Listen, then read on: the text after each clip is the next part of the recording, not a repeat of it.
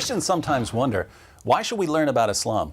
There are lots of reasons that people in general, but especially Christians, should be learning about Islam. Let's consider 5 of them. First, numbers. Islam is the second largest religion in history after Christianity. There are about 1.6 billion Muslims in the world. That's over 1/5 of the world's population. There are currently more than 1,200 mosques in the United States and more than 6,000 in Europe. And according to many sources, Islam is the fastest growing religion in the world. So Islam is big, and it's getting bigger. When that many people believe something, it's a good idea to learn what they believe. Second, Christians can't communicate the gospel clearly to Muslims without understanding what Muslims believe, because the Quran distorts the meaning of Christian claims. For instance, Christians claim that Jesus is the Son of God. But when we say Jesus is the Son of God, Muslims think we're claiming that God had sex with a woman and produced Jesus as an offspring. They believe this because the Quran says, "How can Allah have a son when he has no wife?" Surah 6, verse 101. Now, when Christians call Jesus the Son of God, we're not talking about God having sex and producing an offspring. No Christian has ever meant that. But that's what Muslims think we mean because the Quran says that's what it means to call someone the Son of God. There's a similar problem when it comes to the doctrine of the Trinity. According to the Quran, Surah 5, verse 116, Christians believe in a Trinity made up of God, Jesus, and Mary. Here again, no Christian has ever believed this, but there are Muslims who think we believe in a Trinity made up of God, Jesus, and Mary because of how the Quran distorts Christian doctrines.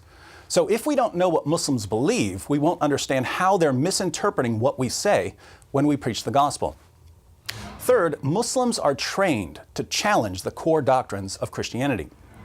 Jesus taught his followers lots of things, but when they preached the gospel in the book of Acts, they preached that Jesus is the divine Son of God who died on the cross for sins and rose from the dead.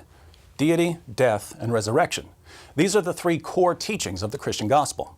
Islam denies all 3 of them, and so Muslims are taught to challenge Christians on these issues.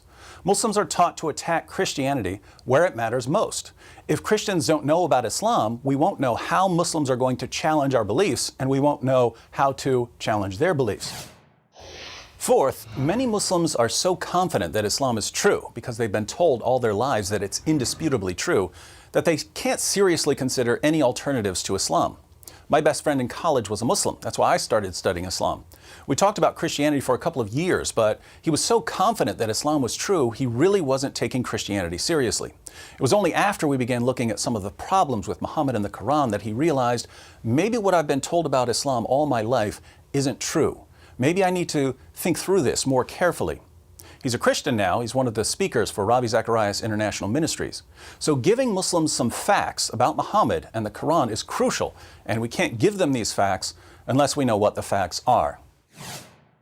Fifth, Islam thrives in an atmosphere of ignorance. I've met lots of converts to Islam over the years, but I've never met a single person who converted to Islam after carefully studying Islam. When I meet a convert to Islam and I ask, "Why did you convert to Islam?"